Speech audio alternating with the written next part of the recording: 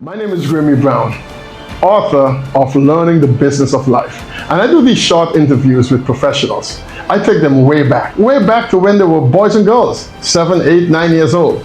You would be surprised to see who they were back then compared to who they are now. So do me a favor, click subscribe, ring the bell, and give me a thumbs up.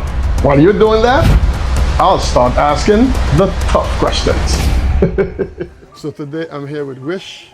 I always call him Wish, the rich guy. What's up, Gramey? How you doing? I'm fine, man. And this man is an entrepreneur. I've known him for about 10 years now. He's an entrepreneur. He used his job to fund his business, and now he's enjoying the business and life mix. Good afternoon, my brother. How are you doing, man? Good, man. Good, man. Nice to be here. I'm happy that we could finally connect and do this interview. Yeah. So what I want to do now, because I'm trying to help youngsters to understand that where you are now, it didn't happen yesterday. It didn't happen last week. It didn't happen last year either. Correct. So I want to go way back to when you were just little Wish, right? Like 5, 6, 7, I don't know, as far back as you can remember. Right. Who were you? Who was this little boy? Well, I was born and raised here in St. Martin. So one thing though, my parents taught me to work hard from young.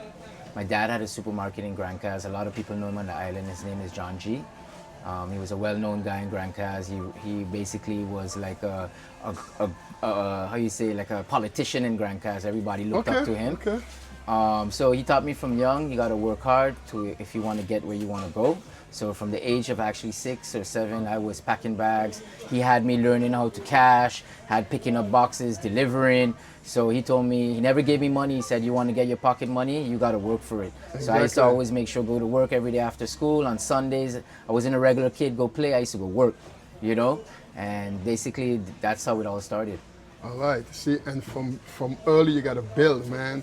So now you become a teenager. Who were you like 12, 13 years old? What was your dreams and aspirations? Right. Actually, when I was a teenager, if people who know me from back then, I was a little, like a lot of youngsters, I was a little lost.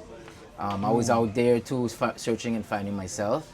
I was in aspiration, actually looking to be a sound engineer. Okay. That's actually what I studied at the end also. Sound production. I was into music a lot. I used to make a lot of music with friends. We used to write music. We used to rap.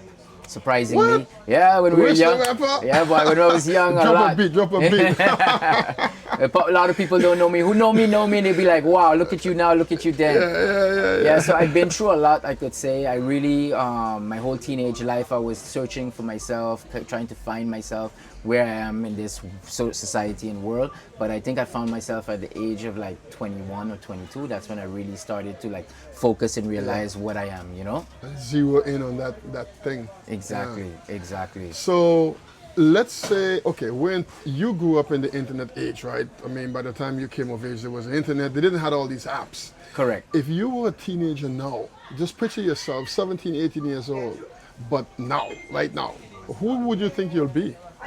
If I was now growing up with what they had now. With what they have. So if you love what you've seen and hearing so far, do me a favor. Click subscribe, press the bell, and don't forget to give me a thumbs up. Man, I just let them know that they have it good because they have AI. They have endless possibilities of information. When we were young, we were still doing things a little manually with the internet. We had to research a lot. We had to read a lot. Now everything is basically at your fingertips. So getting information now is not a problem. Is for you now to think how you're going to use that information, and that's where it's at now. And I always tell the youngsters right now, remember, AI is going to replace you, so you have to learn to find something to do out there which is going to be like, for example, with your hands or technical, something that AI cannot really do, or have a human factor with creativity, because no matter how good AI can be with creativity, it still doesn't have that human factor. And even your human factor, you have to be on top of your game. Exactly. Because there's going to be hundreds of you, and employers are only going to pick the best of you. Exactly. So you got to put yourself in the top 10 of whatever your skill or talent is going to be. Exactly. So would you say now, I mean, now that you're grown up, like I said, I've known you for about 10 years, maybe a little bit over.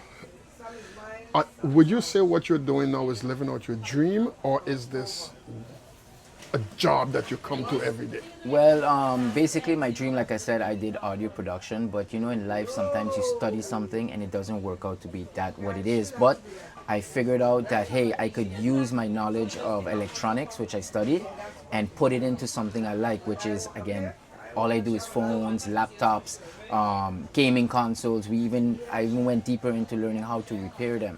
Wow. So, you know, going in that same kind of foundation, I grew into it. And I always tell people, if you love what you do, you never work a day in your life. Exactly, you know, Yeah, so I wake up in the morning, it's not like I'm going to work, I'm going to something I like to do. So I don't feel it, and I tell everybody, I'm never sick. I'm always motivated. I work 365, you know. Even on my off day, I'm working.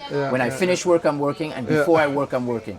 You know, so it's like a 24/7 thing. But you always got to find something you like. If you find something you like or love, I mean, it doesn't feel like work, and you will always be the best at it. Yep. And we accomplish whatever it is we commit ourselves to. So commit yourself to something and then just work at it and be the best at it. Exactly. I mean, you're a business owner, you're an entrepreneur, you're a leader, you're training the next generation. So this is your life, right? So now here's a tough question now, the toughest out of all. Imagine yourself. Now I'm going to put you back into your imagination. Imagine you're at a high school. There's a full assembly, right? And you just did some workshop on electronics, how to program phones, how to repair your PS5 when it gets broken by your friends, and that kind of stuff, right? Now, there's an SUV waiting outside for you, right? They're gonna whip you off to Hawaii, right? You're gonna go out there, you're gonna head to the airport, jump in a private jet, and you're going to Hawaii, right? You're gonna go to this tech hub, big seminar and everything over there. What is the last words that you would say to these teenagers as before you walk out?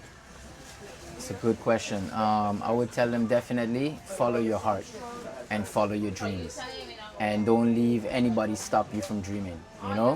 Whatever your mind can do, or whatever your mind can think of, you can really realize in reality once you put your mind to it, you know?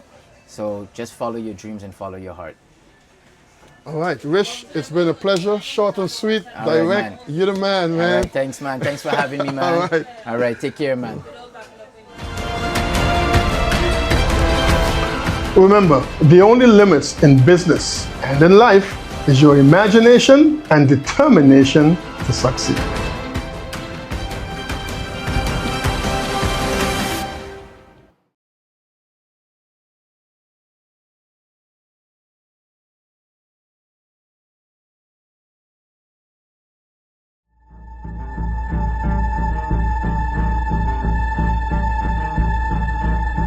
Gabriel lives an esteemed secret double life as both a priest and an undercover police investigator working to dismantle dangerous criminals in Barcelona. But pursuing the suspicious death of his priest and mentor, Father Desmond, drops Gabriel into a more sinister web, linking elite power players through explosive secrets.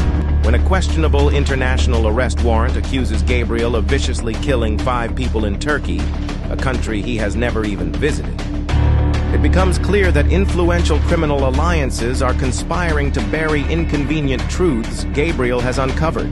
Now condemned as a murderer by the very institutions he serves, Gabriel finds himself navigating a bewildering world of toxic distrust and collapsing reality, forced to confront disturbing threats inside the systems he once trusted.